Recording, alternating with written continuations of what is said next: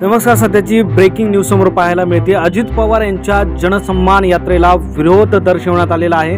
शरद पवार गडाकडून शहरातील छत्रपती शिवाजी महाराज चौकात हा विरोध दर्शवण्यात आला आहे. राष्ट्रवादीच्या महिला आक्रमक झाल्याचं या ठिकाणी पाहायला मिळालं.